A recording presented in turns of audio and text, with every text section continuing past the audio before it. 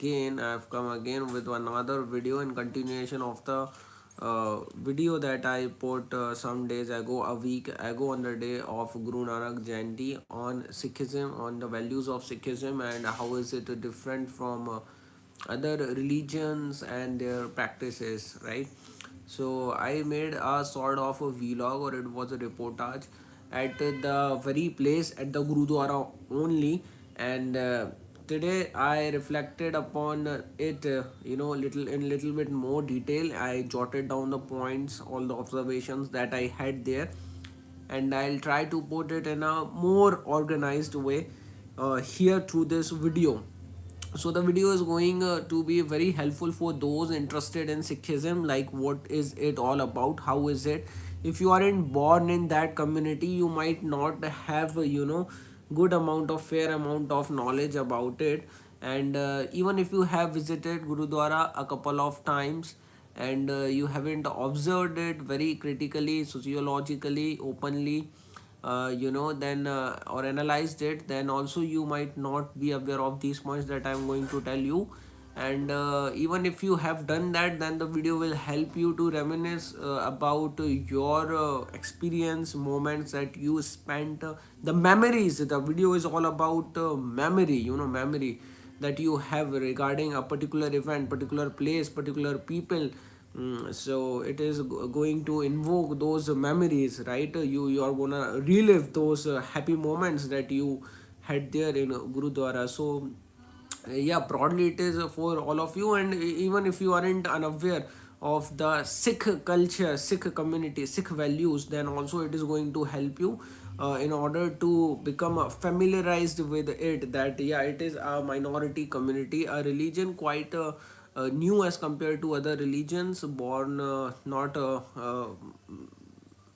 before I guess 1000 years ago, even more new than Islam, which is 14,000 years ago. And I guess Sikhism is was born somewhere around 14th to 15th century in India.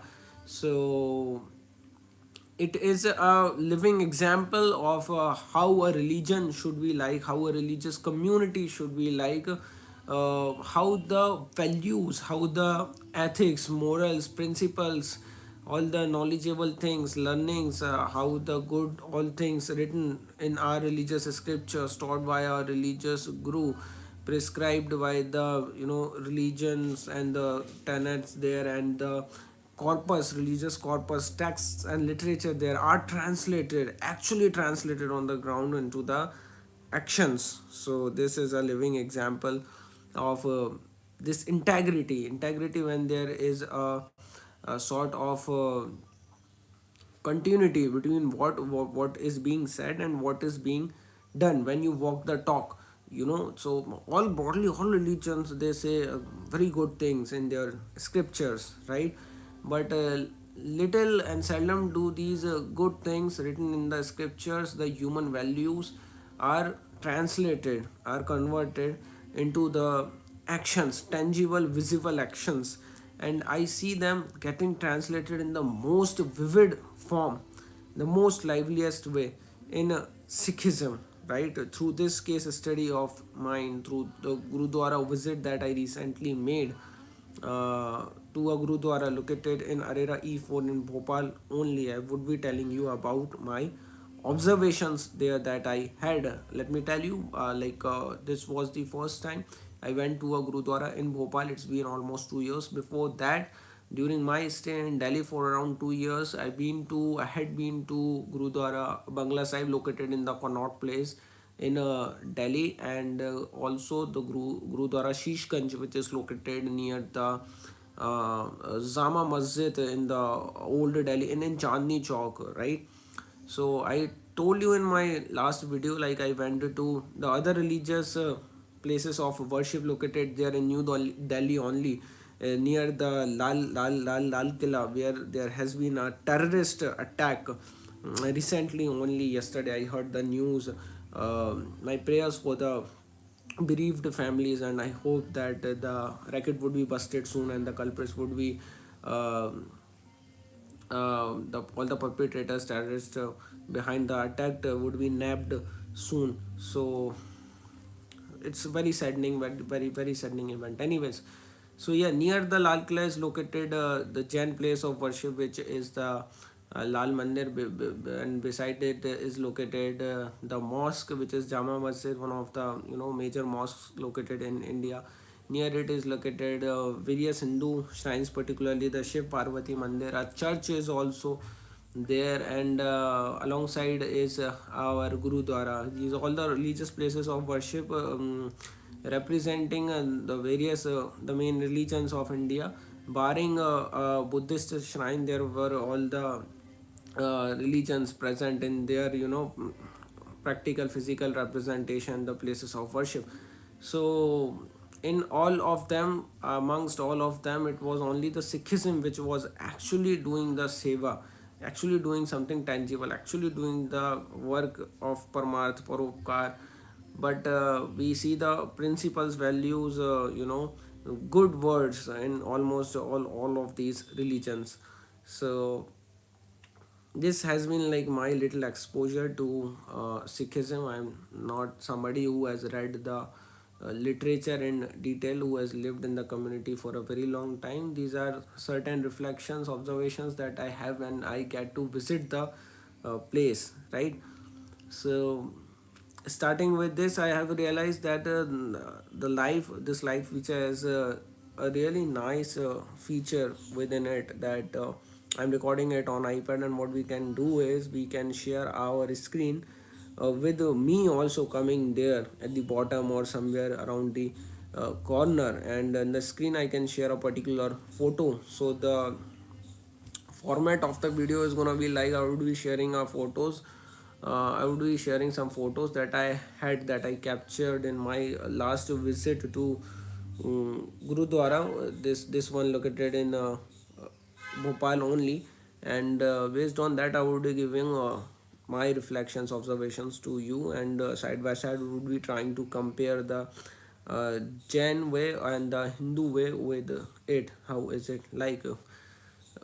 Coming to the Buddhism, I haven't had much exposure to it, particularly religions. This one thing I would like to say, and you should note it down, that religions having the origin, having the birth on the Bharatiya soil, not the Indian soil, on the Bharatiya soil, they share a lot of values. I mean, the fundamental philosophy, the core philosophy tenets remain more or less the same. They all believe on sadbhav, they all believe on peace, on love, on tolerance, on mutual living, daya, parmat, paropkar, ahimsa. These all are the shared tenets on of all the religions. The preachings are actually good and peaceful, and are universal in nature, um, but it is only in the Sikhism that we see these values getting translated into actions in the most vivid form. And even in the Sikhism, there are some problematic features. Yesterday, only when I was talking to a friend of mine, and she happens to be a Sikh only, then she told me that, Garvit, you know only about the good part of it, not the inner realities and some other things. So there might be some bad aspects that I am not aware of, and it is in all the religions. For example, casteism, untouchability is one of the prominent feature, which is not something really good in Hinduism. And in Jainism, as I told in my previous video, there is this gender discrimination, the restrictions, prohibitions, and the limitations imposed on the women with respect to the places of worship, the entry into the sanctum sanctorum, and the performances of some of the ceremonies and rituals therein, in the religious place of worship, is another feature. And I won't talk about Islam, right? I mean, it has the origin not in the Indian soil. Even the Christianity, for that matter, doesn't have the origin in the Indian soil. And is Abrahamic in nature, but with the time, it has transformed itself. It has got liberalized, modernized, secularized, and the followers have become more or less modern and liberal, and there are not much violence, so to say, in the teachings, in the verses prescribed in the texts, in the core texts of Christianity, though it is monolithic in the character, but we do not see the people, the followers, getting severely influenced by the verses, little bit controversial, and doing some harm to the society, getting brainwashed or getting radicalized by them, and making the humanity suffer because of that.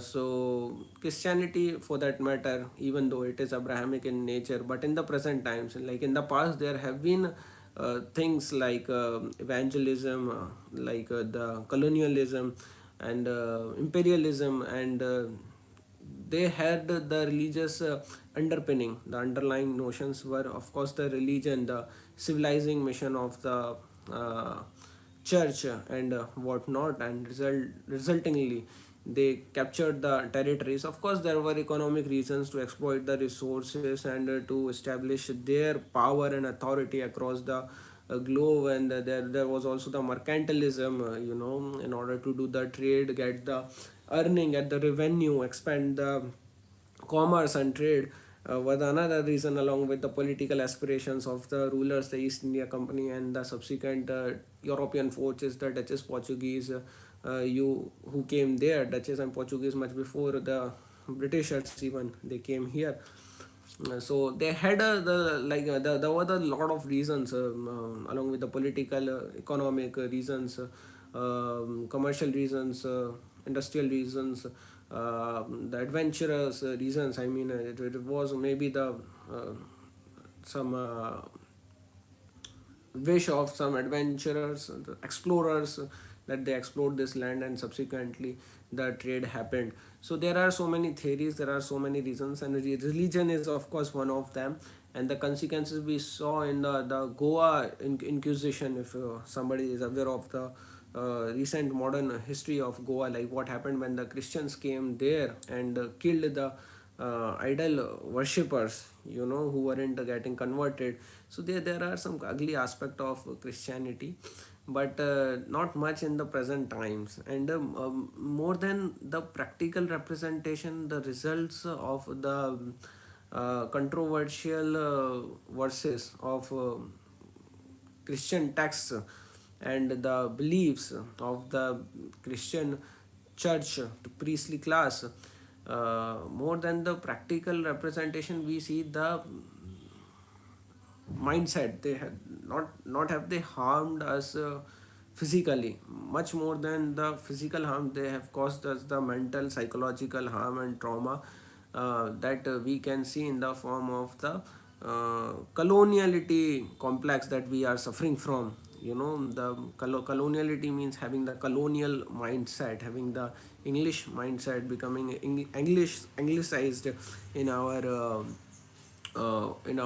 values, beliefs, practices, choices, decisions, what we wear, what we eat, what we speak, like what our governance models are like. Those all are influenced by the European Western model, and we have forgotten our own roots, our own traditional ancient models of governance or values, our culture, our traditions, our own history and civilizational ethos. So this has been the case with the Christianity particularly, right? In the present times, more or less, the bottom line remains that in the present times, uh, it has been modernized to a very large extent. The people in the Europe, US, and even those who are in India, though there are problems like the conversion that is being done by the missionaries and whatnot, but they do not harm the principles, particularly their principles versus, and do not harm the society in the form of radicalizing some brains, some people who the leftists and some academicians, some journalists call as the misguided youth, who in turn are responsible for the recent attacks, like that have taken place in Delhi, in Lal Killa, around Lal Killa, Red Fort, killing around 8 people reportedly as of now. And this is in the series of long period. I mean, we have been witnessing the terrorist attacks, not only in India but in all the lands. And we know that what one ideology, faith system is responsible for them, what one ideology and faith system is responsible for the various terrorist organizations, the certified uh, terrorists. You can associate them with one particular ideology. And what to say about the restrictions on the women. Even in the present times they are covered in the full veil. So I mean that for this very reason I will not talk about this particular faith system and the followers thereof also. I would be mainly majorly comparing the Sikh values with the Hinduism and with the Jainism. That doesn't mean that I am belittling or maligning, or I am uh, you know saying that these two religions, they are bad, or they aren't good as compared to the Sikhism. It's just a comparison, and I think that if you have a critical mindset open to the criticism, that you will not take it negatively, you will take it only positively, right? So yeah, finally let me go. This was a broad backdrop of what we are going to do. So yeah, now this is the green screen that you see behind me. And if I open this image, okay, so in the background you can see, what is it, Saraswati Vidya. And I think that I just hope that if I could change the size, like change my size, but I am sorry that I cannot do it. I just wished that I could, but I feel that I cannot. If I go far away from the iPad, then automatically I am going away from the mic, which in turns reduces the sound that it is capturing. So the sound that I am transmitting is going there, is getting fed into the device through the mic. But if I move away from there, then the volume of the sound reduces, and I uh, want that to happen. I won't like it to happen. So anyways, we'll have to compromise little bit, both with the voice and with the pictures, because they cannot be shown uh, completely, or I will have to move like this and that like a joker, so as to let you have the complete view. So again, another thing is that there is broadly both, not only the theologically, not only principally, not only textually, not only with respect to the preachings, tenets, values, but also practically, in practice there has been some love, there has been support, there has been a cordiality between or amongst the religions having the origin on the Indian soil. Hinduism at present, they do not you know conflict, they do not rise in the conflict with the Jainism. You must not hear, you must have not heard about any sort of riots or the problems concerning with the law and order of the society, any conflict, trouble, tussle between the Jains and Hindus, right? There are some issues going on. For example, some of the Jain pilgrimage sites, for example, Girnarji in the state of Gujarat only, are claimed by Jains, to be going in the hands of the Hindus, who are unfairly, unlawfully capturing those territories and making the Hindu shrines there, where there are remains of the Jain gods, for example, the Lord Neminath in this case particularly. So there are a couple of instances, but broadly they too are not much apart from each other, and there is no bitterness, there is no hostility for that matter. Like whenever you see the uh, Jain processions going on the road in festivals, then there would be the Hindu groups who would be there to do the aarti, and to welcome them, right? And vice versa. Whenever you see the Jain monks, saints coming there somewhere in any city, then the top Hindu leaders would be going there and paying their obeisance, not the obeisance, sorry, the respect, and worshipping them. So this happens. This is the case with the Hinduism and Sikhism as well, Sikhism and Jainism as well. So there is a shared feeling of love, mutual give and take. There is not some organic bitterness between these religions, and this is the reflection of this thing. I mean, the picture is the reflection of this thing. You can see Saraswati Vidya Mandir. It is an institute, school, very big school run by the RSS, which is primarily prima facie an Hindu group who had given their bhumi, their land, to the Sikh community in order to organize their festivities and do the seva and all.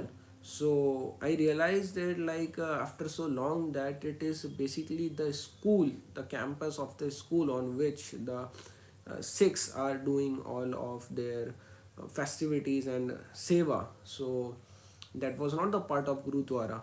So this mutual support is really appreciable.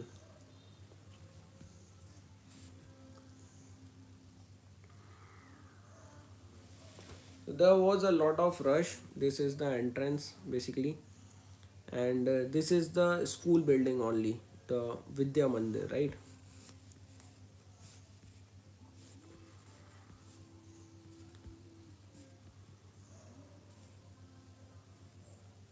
And from the outside I could sneak take a sneak peek into it, and can see the people sitting there having the langar inside in the tent. And the place is a campus that belongs to the school.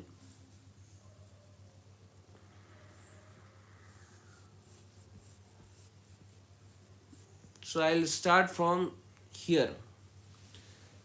Let me show you some pic of the Gurudwara if I have. Yeah, here it is. So this is basically the Gurudwara. How does it look like? You must have seen it with your own eyes, either in your city or in the movies cinema.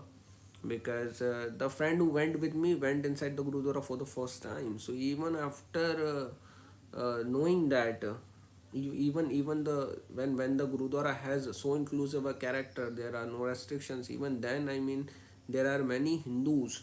When I say Hindu, and it subsumes Jains and Buddhists, right? Even many Hindus, many of them haven't ever visited it, ever gone inside it. So this is like what it looks like from inside, you see. And there are Sardarji. Sardar, I love Sardars. I love these people.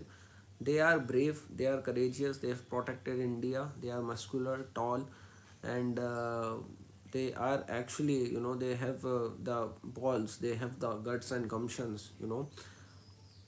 At the same time, they are also the people who are at the forefront when it comes to the seva, when it comes to the selfless service, compassion, love, dutifulness, running welfareistic programs, right? So this is what the shrine looks like. I'm afraid I cannot zoom it, and anyways, your eyes are good. If you can zoom, you can zoom it. So when we enter into the Gurudwara, then there is this main hall, and in the hall can be seen the main shrine, where there sits a person, a learned person, during the satsang or during some sermons. And there we can see the book, maybe the Guru Granth Sahib, and we can see the flowers. It is well decorated. We go there, we bow down, and if we want, we can donate some money. There is this donation box, dan peti, that we call, and we can give the dan. So the fascinating aspect is the equality. Like, mark my words, it's equality. There is no restriction, no prohibition on who will enter into this hall and go there up to the shrine, right up to the shrine, and touch the, not feet, but this that holy place, and then bow down and pay his or her worship. There is no restriction in the name of caste, in the name of class, in the name of religion. Mind you, in some villages, in the towns, in the small areas, there are restrictions, prohibitions for temple entry, even in the 21st century. Even in present there are, but in Gurudwara nobody is gonna ask your caste, nobody is gonna ask your religion. You cannot enter into the Makkah Medina, or for that matter even I guess inside a mosque, right? And even in the Jain places of worship, I mean, a lot of my friends say that, you keep on saying that, let us go to the Jain temple, but we tried going there once or twice, but we weren't allowed. So even in the Jain temple, like, if there is no Jain with you, you will not be allowed to go inside. People generally do not go. So here it is the religion. Then class also plays a role, right? Sometimes, but here what we see is that people coming from all the religions, all the class, all the caste, the king, a millionaire, a billionaire, a businessman, a big administrator, and as well as a beggar, even a beggar would come there, would have the rights to come there, and would be treated at par. There would be no discrimination, would be treated equal. How big it is, that's amazing. And they would stand in the queue. There is no VIP culture as we see in the Hindu temples. We go to the Mahakal, we go to any other temple, you give money to them, you'll get the pass, you'll get the entry, and people go there in these places of worship to assert their status, that look, I've got the VIP pass, look, I've got the entry up to the sanctum sanctorum, inside the sanctum sanctorum, and see the abhishek or do the abhishek of shivling, myself going down there. So it is not just they showing that in the pics that they are uploading on the social media, not just they showing that they have been to this religious site, but they are showing that, look, we have been inside the pilgrimage, the shrine, the sanctum sanctorum, using our power, and thus they showcase, they reinforce, they reassert their status in the society. And it happens, it is a case. And even if it is not a case, then it is not a principle of equality. Each and everywhere this is the case. Thank god this is not the case in Jains, and like, it should not be the case, because they have very few number of devotees coming there, and they have large grand temples, with extreme magnificence. So there would not be the rush. But when it comes to the Hindus, which are around 80%, and they have got a few shrines which have high importance, for example the Mahakal temple of Ujjain. So there we see this VIP culture, and I see many voices rising from the Hindu sect only, Hindu community only, against this VIP culture, that reinforces the inequality amongst the people.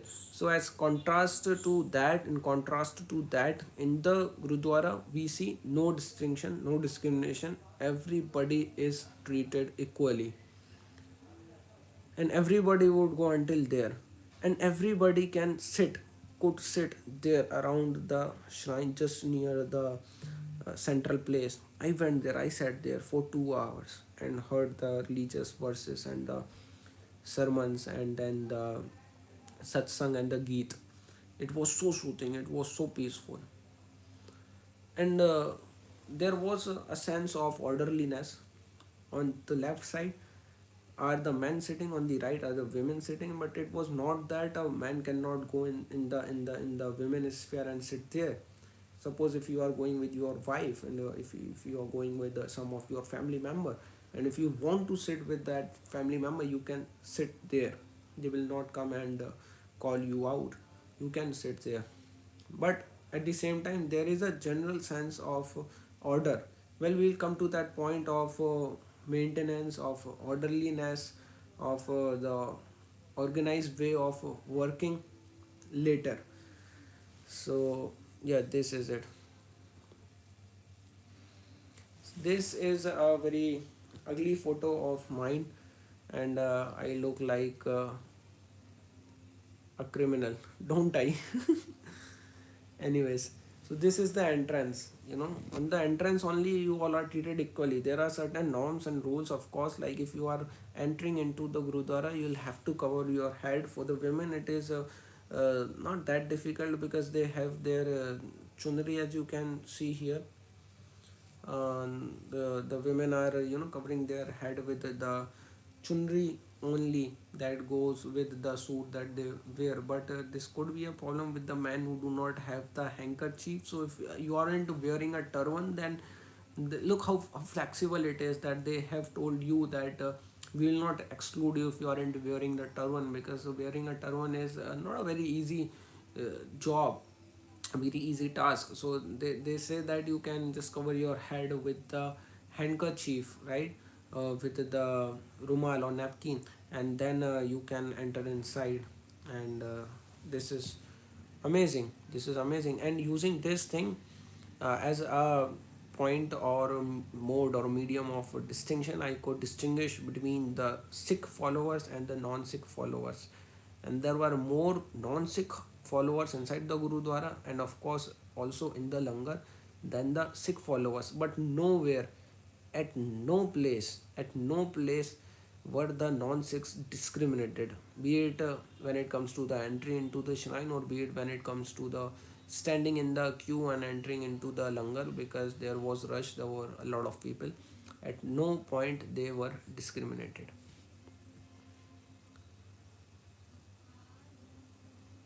And another aspect was that since India is a religious society, religion is at the it's the backbone of the Indian culture, Indian society. You cannot actually secularize the Indian way of governance. You cannot impose and apply the principles, the models, the theories, the concepts of secularism, which had the origin in the Western society, on the Indian soil. For example, just look at outside the Gurudwara. Now, does it look like, is it a road? Does it look like a civic road, a normal road in the colony? Let me tell you, this is Arera E4, and it is a very posh area with the bungalows of the bureaucrats, administrators, or the people having high professions, doctors, successful lawyers, businessmen, located here in this area. And you can see, the high-end luxurious cars parked either inside the houses, large houses, or outside them. So let me tell you, like this is a very posh residential society colony, and when we have something religious happening, either in Sikhs, in Hindus, in Jains, then the road, is used that very point of time during that particular duration for the religious festivities, religious ceremonies to take place. And government administration allow that, the society, the people living there in the neighborhood, they allow that, they bear with the inconvenience, if at all there is, for that period of time. um, you know and it is pretty smooth. This might not happen in the Western countries. you know Otherwise, if you apply the principle of secularism, the Western secularism, where they say that there should be the strict separation between the governance and the religion, then if you apply it here, if you call India as a secular society in that context, then this should not be allowed.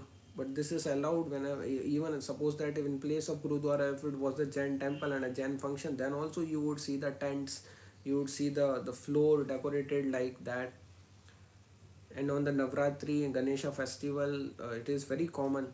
In the Shiv Jayanti, the marriage of Shivji and Parvati ji, that is celebrated. We could see the entire stretch of, I guess, half a kilometer of 1100 quarters road. It was emptied. There were barricades put, at a stretch, for a stretch of say 0.5 kilometers alongside the Prachin Hanuman temple located on the 1100 quarters road. The road was emptied for the devotees, so that the devotees could stand there and witness the entire event and the Shivji ka procession that came there. So it is a different case with India, and hats off to the understanding of the people, love of people, even if they aren't coming themselves to Gurudwara, but they do not have no problem as such with it, because it is a good thing happening, right? So we should not be going for the Western values, trying to emulate them, trying to implement them in the Bharatiya landscape, because Bharatiya context is different. Astha, the faith, the Vishwas is something very cardinal to the Bharatiya society. It's the backbone of Bharatiya society, it's the soul of Bharatiya society, and it could have various manifestations. It could be manifested in the Durga festival in Hindus, in the form of the Mahavir Jayanti or Panch Kalyanak in the case of Jains, or in the form of the Guru Nanak Jayanti in the case of Sikhs, right? And this is something good, that the people, the followers of the religions originated in India, wholeheartedly, by and large, the majority wholeheartedly support these festivals, no matter which denomination of the dharmic fold they belong to. So it is really something great.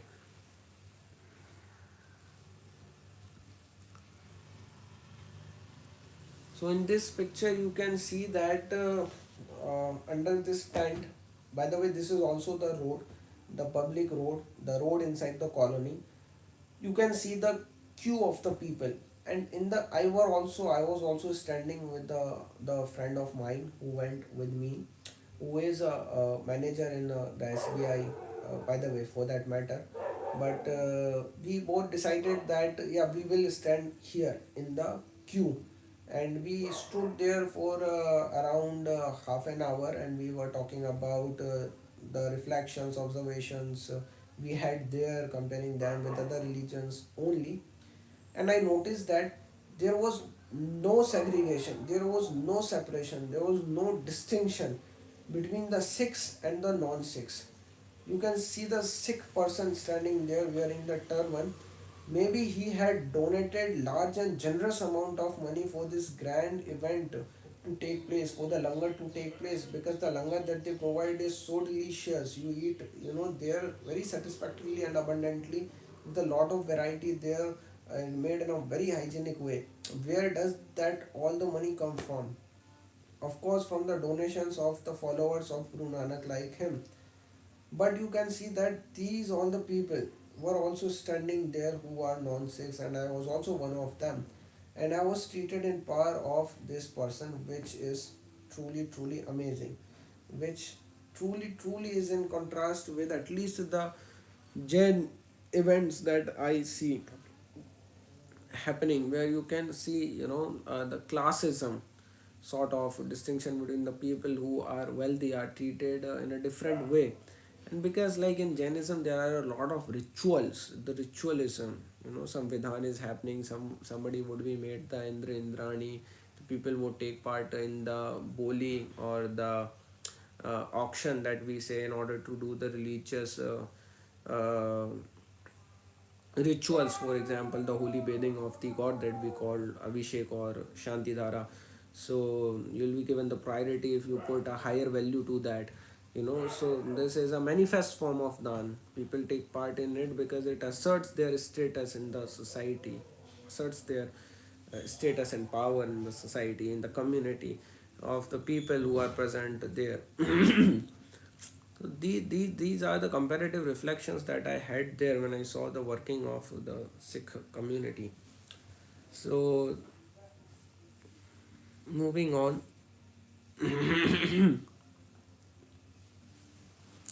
yeah. So secondly, I would say that the organization of the Sikh, when we go to the Sikh places of worship and the events and the festivals, is amazing. It's truly amazing. Like they handle a lot of people, not only the people coming from their own community, but also the people coming from the larger Hindu community.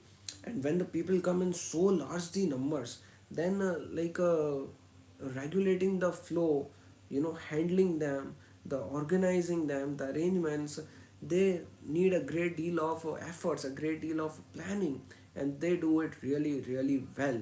There is no frenzy, there is no conflict.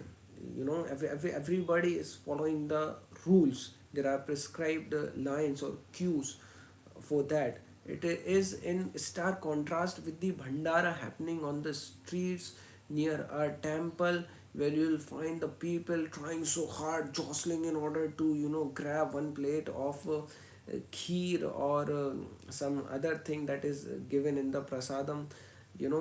Just making a very ugly scene there. And then after they are done with the food, suppose they have taken a dona, a plate with the kheer into it, they have eaten the kheer, they would just dump it, throw it there only on the road only, making it look very messy after the event is finished, you see. And if you look at there, it looks very messy. The sweeper that would come there would be really thinking at the hypocrisy of the people, at the civic sense of the people. They have zero civic sense. In some cases it is seen, but in this case, you see the people have great deal of civic sense. I mean, Sikhs particularly, with respect to the cleanliness. I went inside, I sat there for 2 hours near the Sanctum Sanctorum, and there were so many carpets, laid down there. There had so many carpets on the floor along with the mat, and one of the carpet had some creases into it. It was like turned a little bit. So the worshipper who came there, he bowed down, and after that he put it in the place. And they're taking care of very minute things, that if the things are in place, in proper place. So these values reflect in the secular sphere as well, in the civic sphere as well, that they learn from their religion. So they were sitting silently in the queue. They were not the people who were coming late and then invading the line, as it usually happens. And then there would be the fights, that how come are you invading our line, coming late, we have been standing here for the last 1 hour, and something of that sort.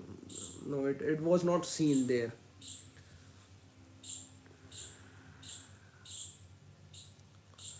And in the picture you can see the people distributing the food. So when we sit there in the langar, and we aren't asked about our socio-economic identities again, and it is in stark contrast. You see, the everybody is having the meal together. The person wearing the brown scarf on the head might be a Dalit, and he might be a Brahmin, but they both are sitting there together and eating the meal together. The lady who is serving the food might be a Dalit, and the uncle who is eating the food might be a Brahmin. The Sikh Baji who's serving the food is a Sikh, and he might be serving the food to a Dalit, to the person coming from the so called untouchable community. But it is happening. The lady who is serving the food, she might be a Dalit, but she is allowed here to serve the food to a Brahmin. Brahmin will receive the food from her hand. So all of these distinctions, these identities, which actually are the root cause of the ground level discrimination, great deal of depression, stress, inferiority, and mental trauma to the people coming from the so-called marginalized communities, from actually marginalized communities, and so-called the SC/ST communities. They are disappearing here. They disappear here. They do not matter. The discriminatory practices, they aren't visible here, they are totally invisible, they are totally absent, they are eradicated. Thus I say that this looks like a heaven, a utopia realized, a place which is really extraterrestrial, because I haven't seen it ever. I coming from a very small city, a town basically. I've seen that caste matters, untouchability matters. It is a social fact, if not in the urban metropolitan societies, but in the rural and towns, in the rural areas and towns, it is a fact. Let alone eating the food together, you will not even drink the water of a person from the SC community if you come from a town and have the home of SC located just near you. You will not. And it is like a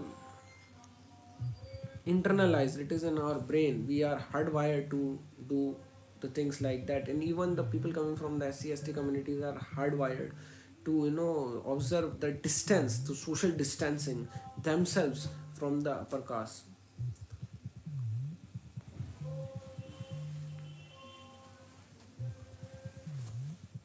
Just a second, just a second.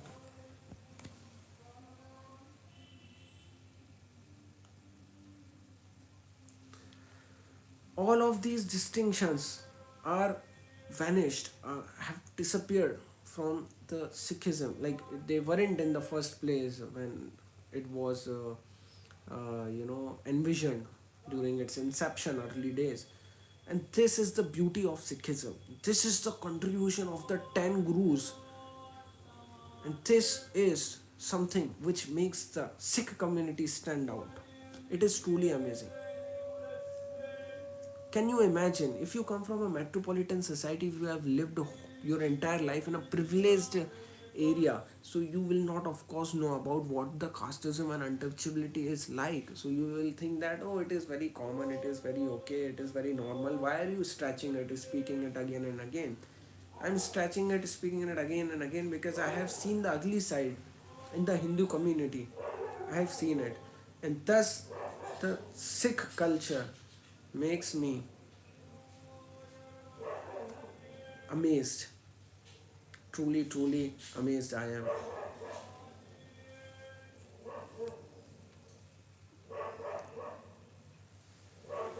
Just look. And again, like I recall here the minute acts. Let me let me walk you through like how it goes there, the langar goes there. When you sit there, you will be provided with the thali, right?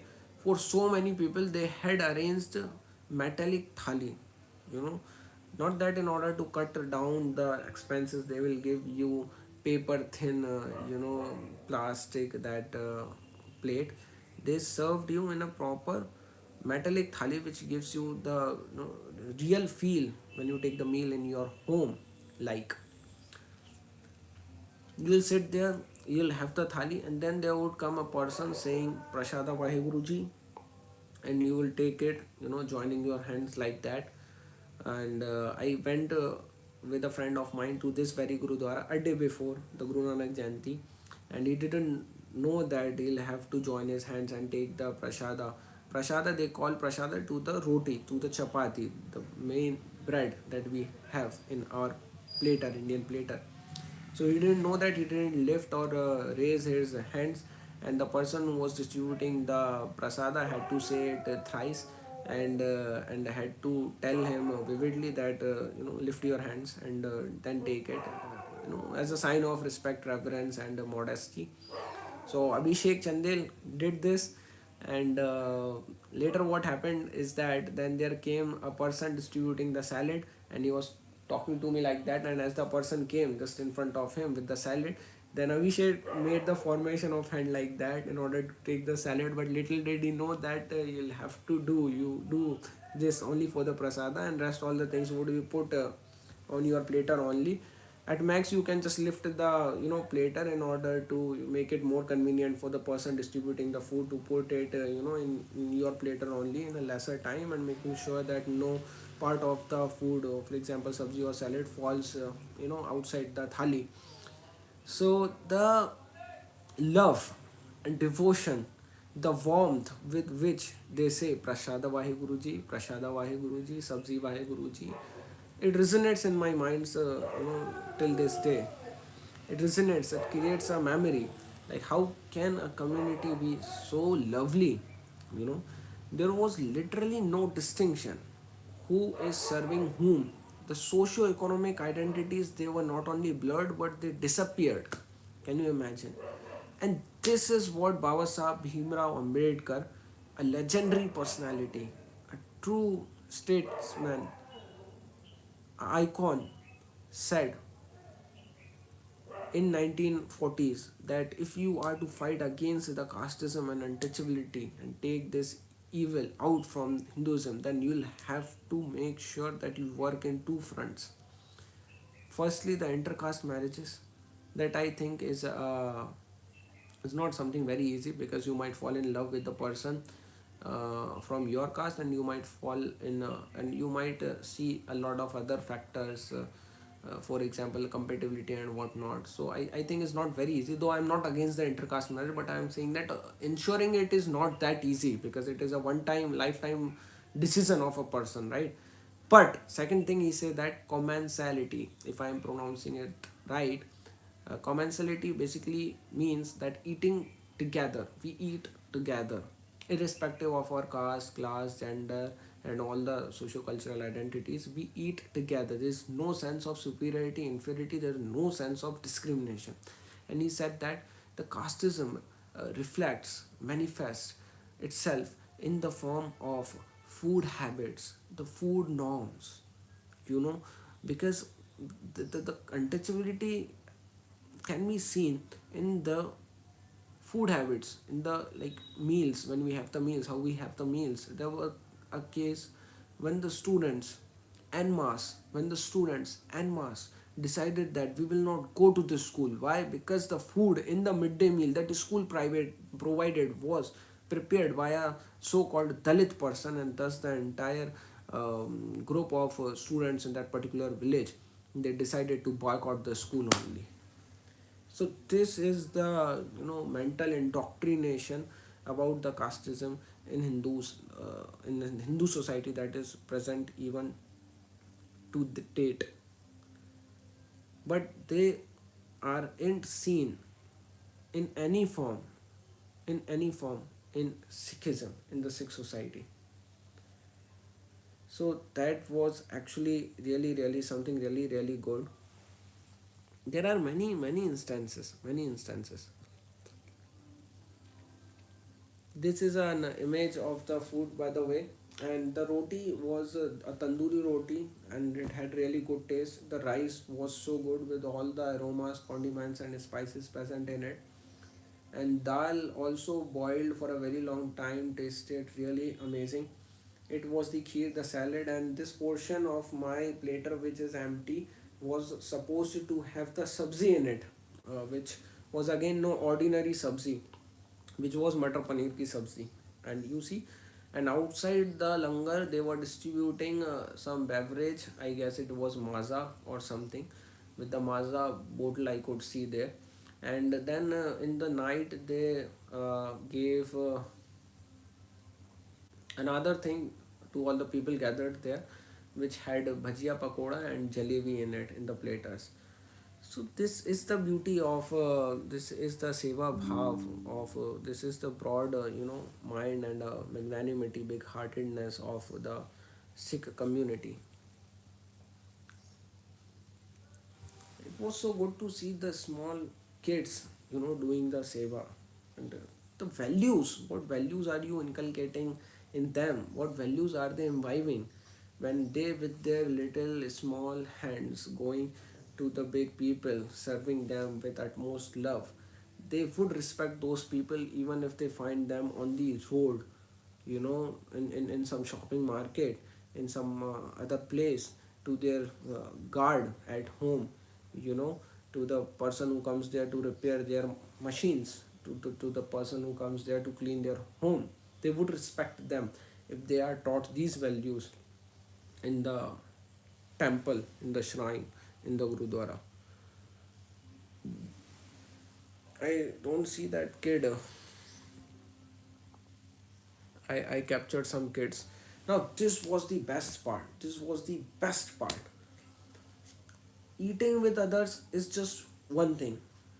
Of course, it is also a big thing. If you have seen the rural society, if you come from the rural background, then it is also a big thing. But I would still say eating with others, irrespective of what your and others socio-economic identity, socio-cultural identity, for example, caste, class, religion is just one thing.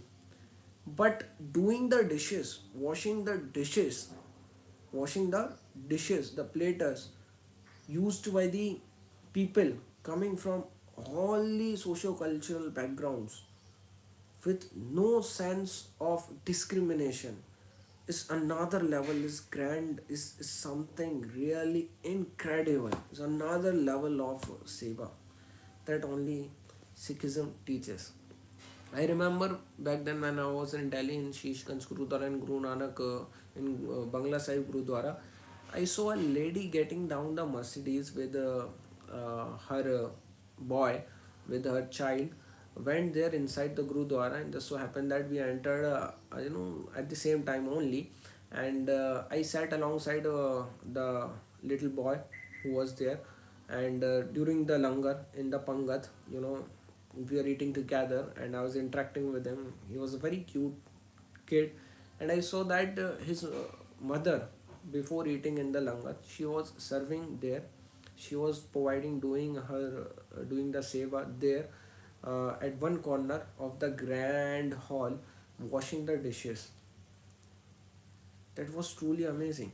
I saw that people coming from the higher strata of the economic hierarchy in the society, not entering into the langar for the food, but entering into the place where the shoes are kept of the devotees and polishing the shoes so that they could give the shoes back to the devotees when they come out after paying their worship and eating the langar.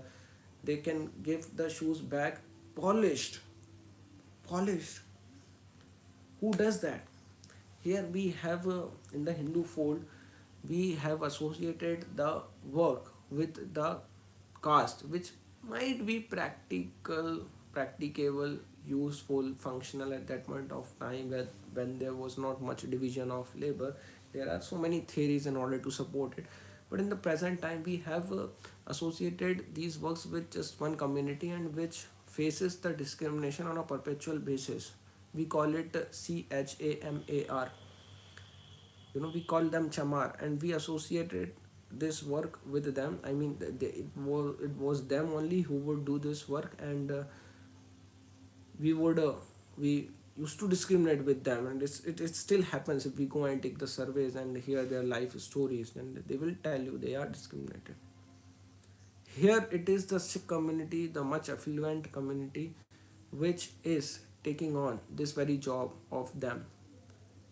If they come here, the people from the so-called chamar community, if they come here and if they see it happening, they will salute them. They will salute them. And this is the case why they convert, like the people situated like in the lower strata of this cultural hierarchy of Brahmin, Kshatriyas, Vaishyas, Shudras. Why do the Shudras or the Dalits convert to the Christianity? This is one major reason, that they do not find the respect in the Hindu community, and thus when they find the respect, or at least the semblance of respect, and they find the support in form of the food, in form of the education, they go there. They are labeled as rice bags from the people coming from the Hindu community. But why do you not think that what would be the social conditions, circumstances of the person who is converting merely for rice, and what have you done in order to help them? So these are some critical questions that we should be asking. So seeing the ladies coming from the Sikh community and other community as well, along with the men, you can see the one wearing the red handkerchief or turban. It is there. They all were in the work of washing the dishes, and it was so good.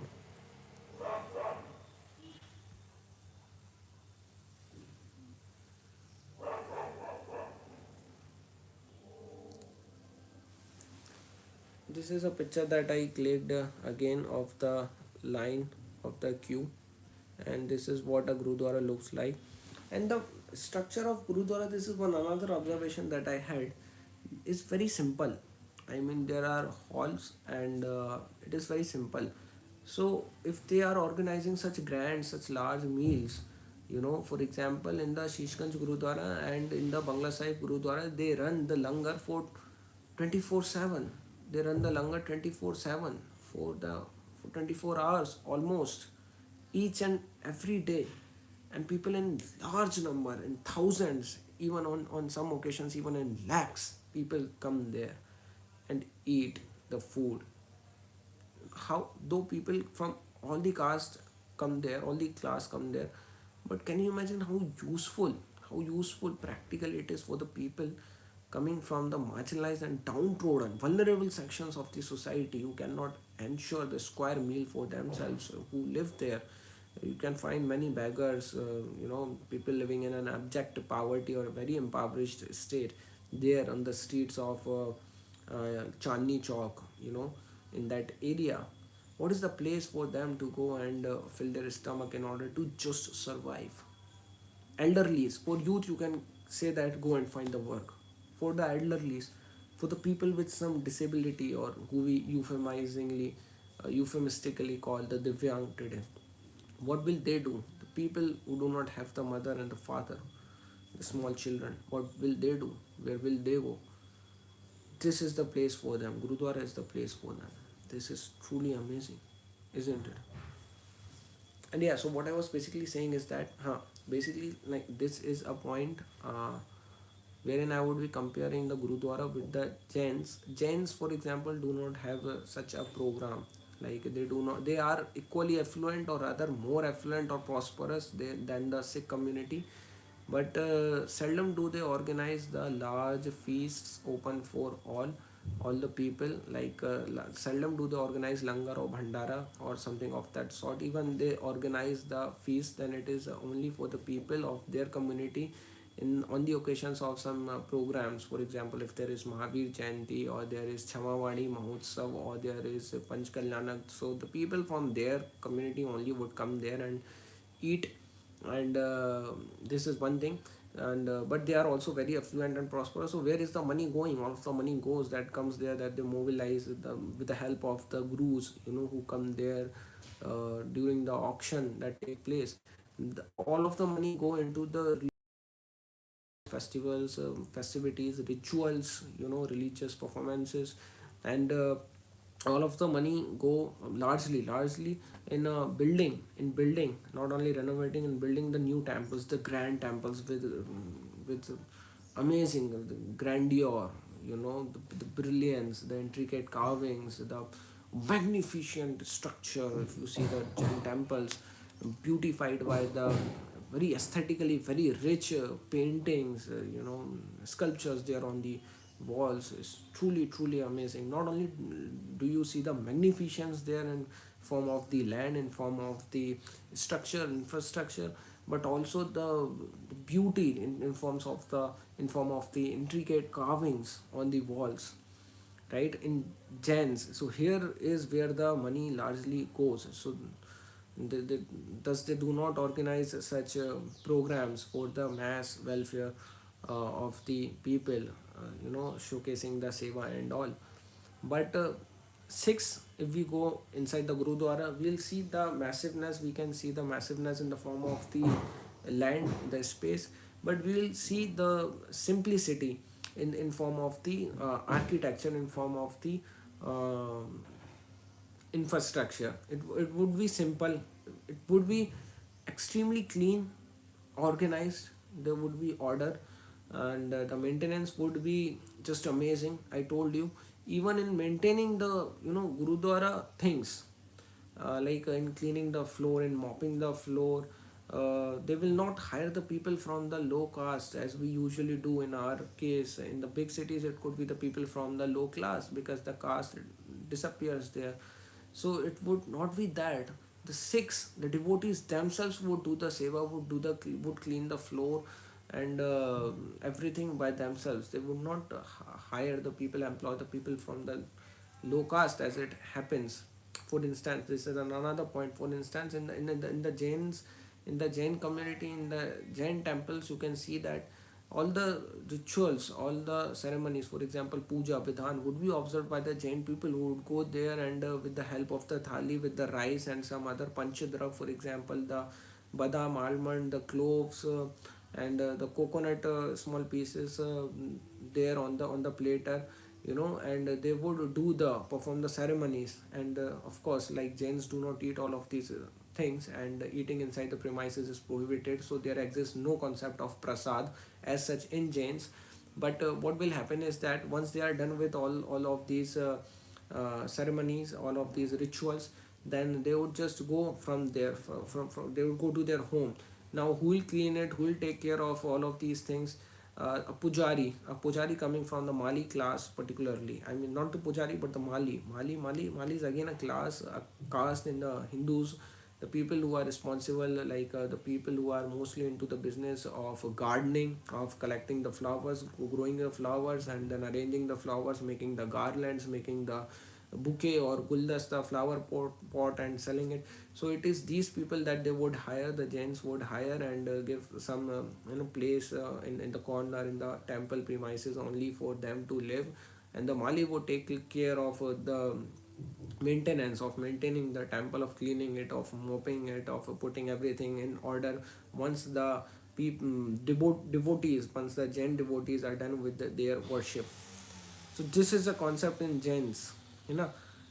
And but in this also might be a concept in Hinduism to some extent. But in Sikhs, it is only the Sikhs that those who will perform each and every act, be it the devotional acts, like there are not much rituals, and this is again the amazing aspect. So the simplicity not only is seen in the structure, architecture, in the place of worship, in its appearance, in its formation, but simplicity is also seen in the form of the way of worship, the way you worship your God. It is very simple. Go there, recite the verses, sing the verses, and you do the dhyan there, satsang there, is all what you do there. But in Jains, there are elaborate rituals, very elaborate rituals. If you have ever been there in any of the Jain ceremony, ritualism dominate the Jainism. Though it is said that the Jains and Buddhism arose in stark opposition of the Vedic Hinduism at that point of time. Hello. हाँ जैजनन. बस बस मैं कर रहा हूँ, अभी थोड़ी देर से कर रहा हूँ, है ना. हम्म. अच्छा, कर देता हूँ, कर देता हूँ. ठीक है, ठीक है, ठीक है, ठीक है, ठीक है. So just contemplate upon this thing that I have told you. Simplicity is like another important facet of the Sikhism.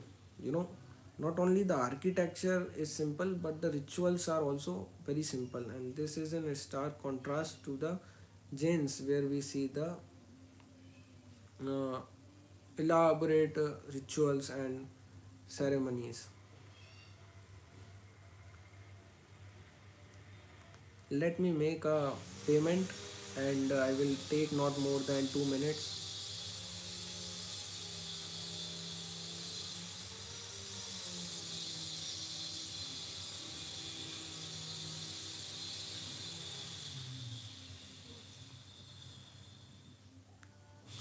Yeah, so this is the first thing. So the first point, when we compare the Sikhism with the Jainism, I told you was that in the Jainism you see the money that is mobilized going into the structures, going into the making, rebuilding, building the temples. Though their population is decreasing with a fertility rate of around just one, and you will not see like people going in the temple which are very old at some places. For example, I went to Hinkargiri, which is a religious place located in Indore, and I could see nobody. It was an evening to perform the arti of the god, and they have literally technologically outsourced these religious uh, acts, rituals to machines, and there is a machine located there which performs the arti and does all of the thing by itself, with instruments built in the machine, only tabla and the cymbals, and there is only this thing, the arti, and that was truly amazing. That was amazing. I mean, there was no person, there was no Jain, because of the closed nature, because they do not support the intercaste marriages. If you marry outside Jainism, then you will face a lot of restrictions, a lot of limitations upon your conduct. You will be excluded, you will feel marginalized from the community.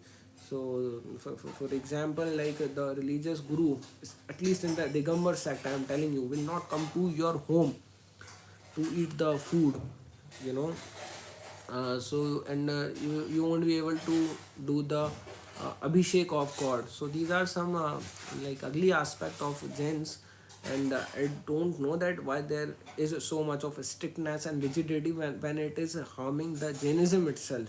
Even a guy, for example me, if I want to marry to a known Jain girl, so even like I practically, rationally speaking, I'm doing the good thing if the girl is ready to convert into Jain, and has no problem performing the Jain rituals and observing the Jain norms and values, because the offspring that will produce, the next generation, would of course bear the name of the father only, as it happens in the patriarchal society.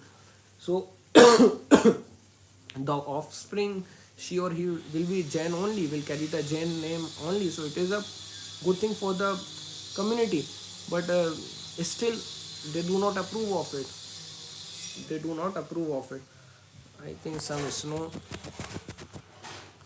No, it is actually the image only. The image is like that. I thought that some mist, went on the camera, and it is becoming blurred, but it is the inherent nature of the photo only. I clicked it from the back camera, and some portion of the back camera had the dust on it, so that is why the photo is not very clear overall. Anyways, so this was the first thing, and second thing is that the classism and the class discrimination, or at least the stratification, can be seen in Jains, in form of the maintenance work, you know where they have the proper people dedicated to them. So yeah, that is it.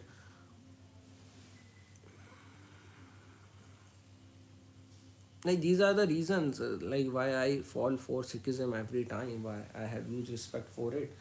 And this was another form of Seva, another form of langar, wherein the Sikh community members were distributing maza to the common people gathered there. And I had shown you this picture where they had the land from the Saraswati Vidya Mandir run by RSS, and many people from the RSS also came there, paid the visit. The local MLA, Rameshwar Sharma, had also given the open support to this community.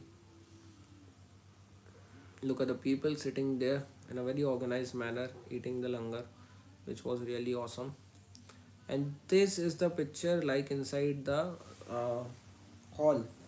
So look at the simplicity. It is very simple. Like, it is the takhat, and here it was sitting some learned member, uh, somebody like of priestly class, and he was just sitting there. And the person who you see here, there, there, here, was reciting the uh, mantra, or was reciting the holy verses in a musical way. So it is also very good. And I was sitting here, I'm sitting very close to this central place, and nobody told me nothing, nobody asked me for my status. It is in a stark contrast to what we see in Jains. First of all, like, there won't be any random non-Jain people entering into the temples, and even if they enter into the temples, they will never ever dare and won't be allowed to sit, you know, um, at par with the other respected members of the Jain community. So these are some observations. And something that is amazing about the Sikhism is that they preserve their intrinsic and their distinctive nature. They preserve it.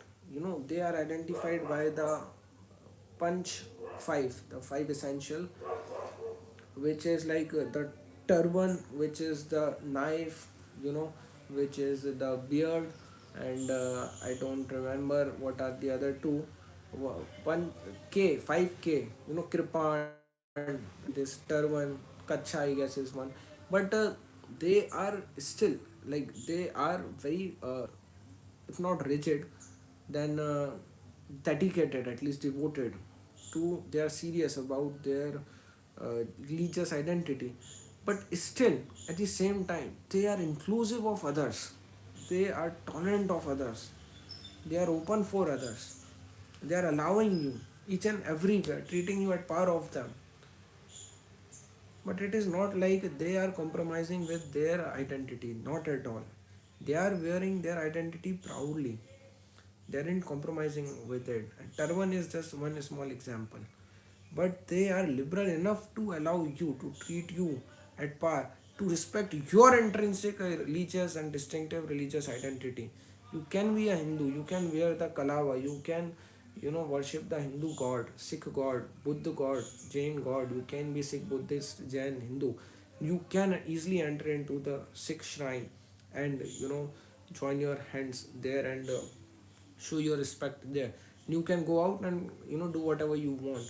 You won't have to convert yourself, they won't ask you to convert to their own community, as is the case with Islam. Like, they won't ask you to convert, Sikhs won't ask you to convert. They are actually people who live in a coexistence, plurality, pluralism, not like what happened in the Kashmir to Kashmiri Pandits and Kashmiri Hindus who migrated in lakhs, facing the, you know, mass genocide there, left with three choice: either to convert, to get beheaded, or to leave the place. So this is another aspect of Sikhism that I like a lot.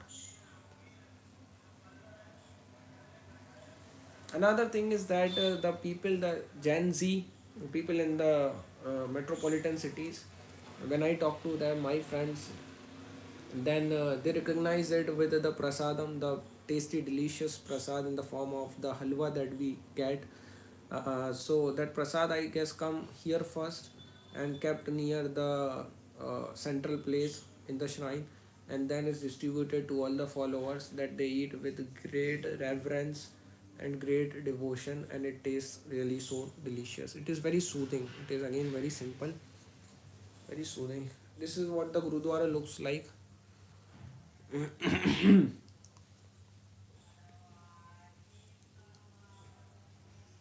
This is the picture, like on the day of Guru Nanak Jayanti, I was inside till 11 o'clock, and in the end we could see the small gathering of the people where they were distributing, they distributed the plates with the snacks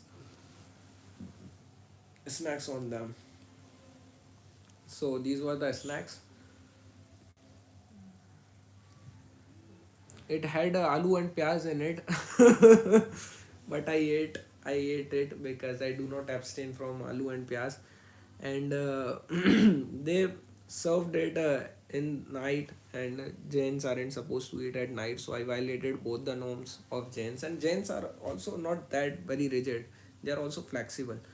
See, all the religions, all the dharmic folds, denominations, having origin on the Indian soil, largely they are flexible. Largely, I mean, and they do not teach hatred. First of all, they do not teach the exclusivity, exclusivism, and violence. You know, ill will. You know, antipathy. They do not teach it. This is the best thing about all the religions, and but there are some subtle differences, nuances, subtleties, so I pointed them out here. It doesn't mean that I'm not Jain. I'm proud of it. There are so many things that are very good there in Jainism, and it gives me the freedom and liberty to go and worship, Hindu gods, even to pay my reverence to worship to Hindu gods, to the Gurudwara, to Buddhist sites, shrines, even. So that is the beauty of not only Jainism but of all the uh, religious sects and denominations with the origin on the Indian soil, right? It is this picture. Just look at this kid, how beautiful it is. How beautiful. I mean, more than the food, these happy faces, small boys and girls serving the food with their fragile hands, saying Prasada Vaheguruji, Sabzi Vaheguruji. It was truly mesmerizing and truly, truly amazing. It was truly amazing.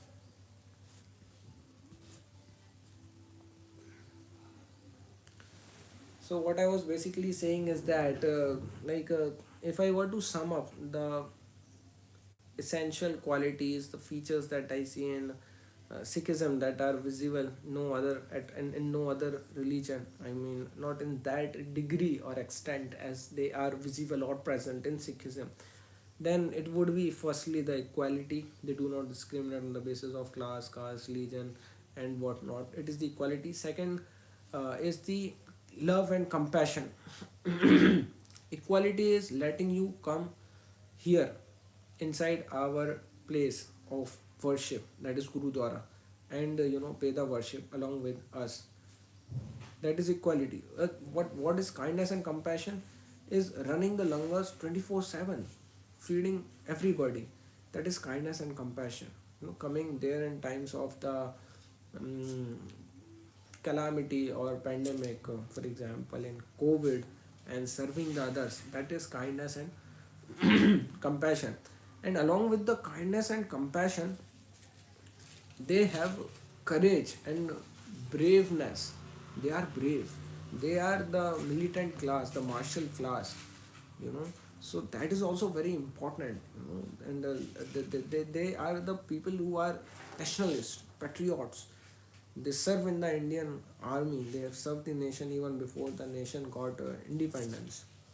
So, like, though the militancy, the Sikh militancy, and the demand for Khalistan is another thing, and much of it is to do what the government in the times of Congress did to Sikhs, and the riots that followed, and Sikhs, those were killed there, and the big leaders of Congress, they weren't, put behind the bars, and they were treated with leniency by the state. So it had left a mark on the souls of Sikhs, right? The blood that was shed there on the Sikh soil. So the memories that they have, my friend is also writing papers, research papers on the same 18 the riots that took place in the I don't remember the year exactly. So there is a colony in Delhi which is called Colony of Widows now, because the men from that colony were killed in the uh, not the riots but the yeah, broadly the riots which took place after the assassination of Indira Gandhi. After Indira Gandhi launched the Operation Blue Star, or what it was, and attacked the major place of worship of Sikhs, the Golden Temple. So this is like the what the chronology is like. Firstly, she attacked the Sikh worship, and then a Sikh bodyguard of hers assassinated her, Indira Gandhi, and later after that the followers of Indira Gandhi and Congress, and they started killing the Sikhs indiscriminately, and this was an ugly chapter in the democracy in the modern history. And because of that, some form of I guess militancy came, or if it was already there, then it got emboldened. But largely they have served the nation. They are nationalists, they are patriot. So this is the third thing. And first thing is the equality, then the love, compassion, and third thing is the courage, and fourth thing is the cleanliness and the orderliness that we can learn from this community. Look at these places of worship. Look how clean they are. Not only people go there to pay the worship, but also to do the seva inside the campus, to do their bit, to give their contribution, whatever they can do in order to make it look clean, to look proper. This doesn't happen in the Hindu temples. If it happens in the Jain temples, then it is outsourced. To whom? To the Mali class. But Sikhs, they do it themselves.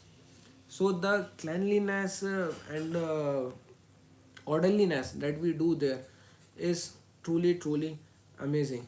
And another thing is dan, which I guess comes under the kindness and compassion only. They give the dan. It is what like is sustaining the langars that they run, right? And it is truly amazing. The langar again is one of the intrinsic feature. It is a symbol of equality and service that was started by the Guru Nanak Dev Ji, where the food is prepared, is served, and is cleaned up by the volunteers or the sevadars only, and those who come from any class, any community. So it is attacking at the like at this system, at this social institution of casteism, of untouchability. It is attacking at it and is now giving an alternative, so which is really amazing. Thirdly, again, not thirdly, I think I have enumerated 6 7 points. The mode of worship is truly amazing because it is simple. It is simple. There is no need of any intermediary. You don't need no intermediary like the priestly class or Brahmins in case of the Hindu society. There are no much elaborate rituals, ceremonies. It is very simple. Just go and read the verses there, chant the hymns there, and take part in the satsang. And it is what it is. It is very simple. So this is another good thing.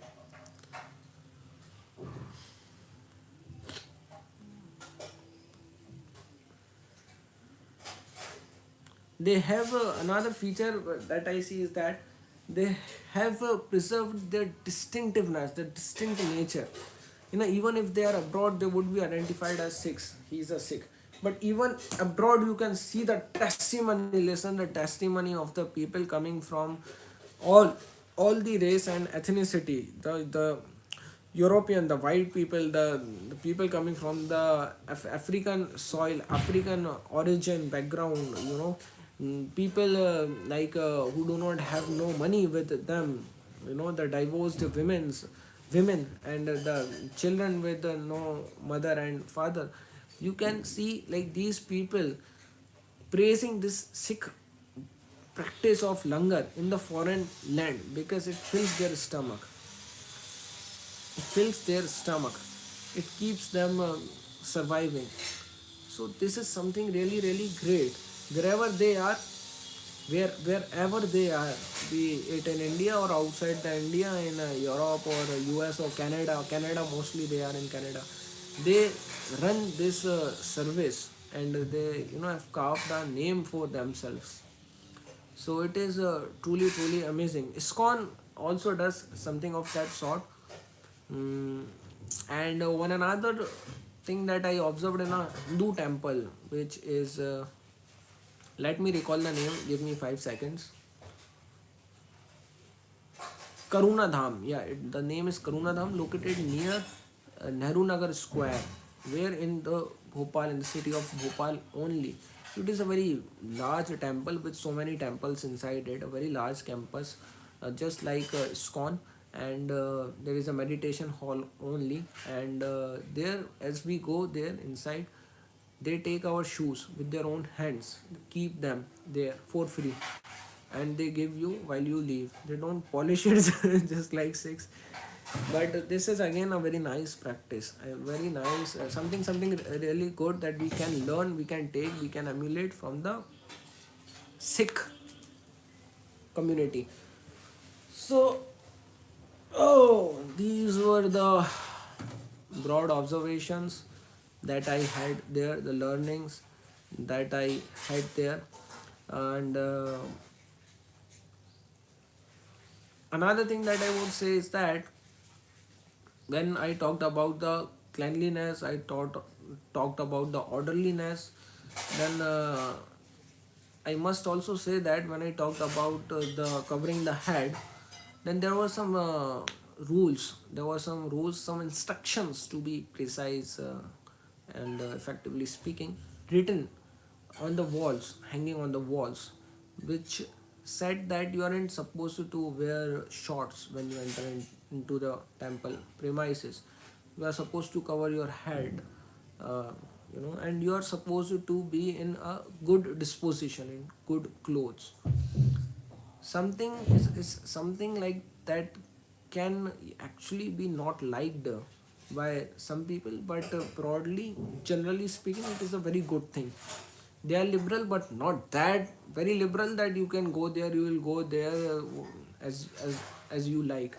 No, like you'll have to observe certain rules, that you will have to be presentable. You are entering into a place of worship, that thus uh, should be behaving in a civilized way, you know should be aware of the culture. So this is really something appreciable, something good. When we see the people entering there, like, they are wearing the clothes, full clothes, and then they are entering there because it is a place of worship. So we should not liberalize ourselves so much that we allow anybody and everybody. There should be some rational, logical, reasonable restrictions which are there in Sikhism, and which they have put it on the wall. Apparently, is something really good. Yeah, I remember that when I went to Bangla Sahib for the first time, there was a couple going beside me. It was a very young couple. They were holding the hands together. A very loud and ferocious voice came there from a Sikh Sevadar or volunteer standing there. Oh, भाई क्या है ये ऐसा something of that sort, and he said that, and that guy it must have sent the shivers down his spine, the chills down his spine, and he actually disjoined the hands, and because this is not a museum, this is not a secular place, this is a religious place of worship. So if you aren't observing the religious rituals, then at least we, in a civic way, at least be presentable, be mindful of this thing. Another aspect that I didn't touch is that in the metropolitan cities like Delhi, where come people from various other places of country, it is very hard to find a place to sleep for the lower class people who are there searching for the jobs and whatnot. So since there is large space inside the Gurudwara, what you can do is that not only can you keep your material, your luggage safe there, you can also like sleep there. You can find a peaceful place to sleep there. There is a big lake, a pond, and on all the four sides of the lake you can see the people sleeping there. So it is better than sleeping at the railway station, and even the dharamshalas, they charge the money these days.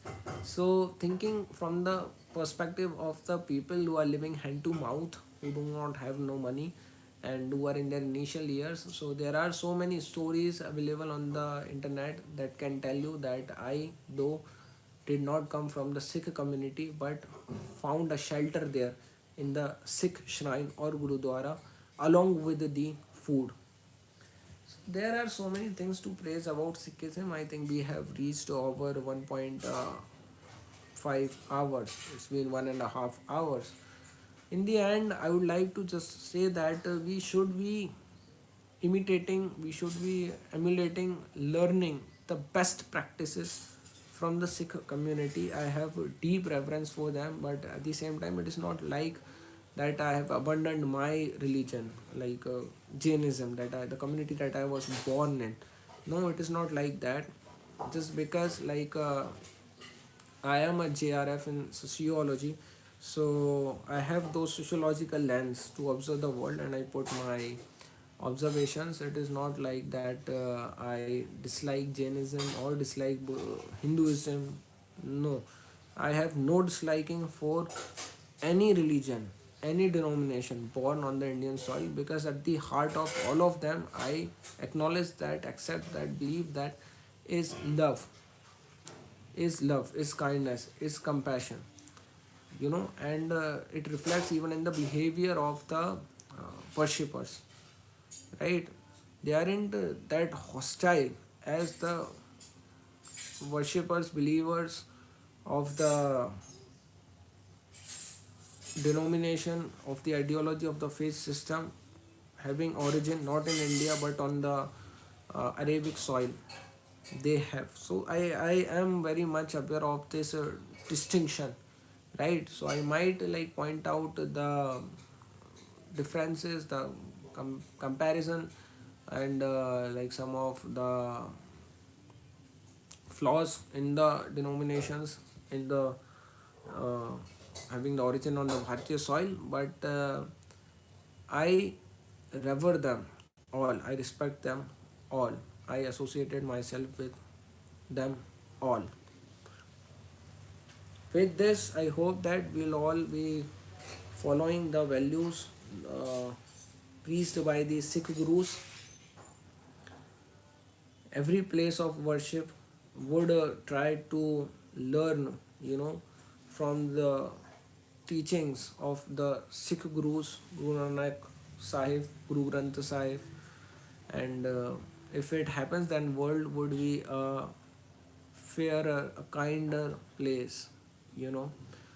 With this, Garvit Chan signing off. Jai Hind, Vande Matram, Sat Sri Akal. जो बोले सोने हाल, सत श्री अकाल। वाहिगुरु जी का खालसा, वाहिगुरु जी की फतेह। जय हिंद, वंदे मातरम, जय श्री राम, जय महावीर।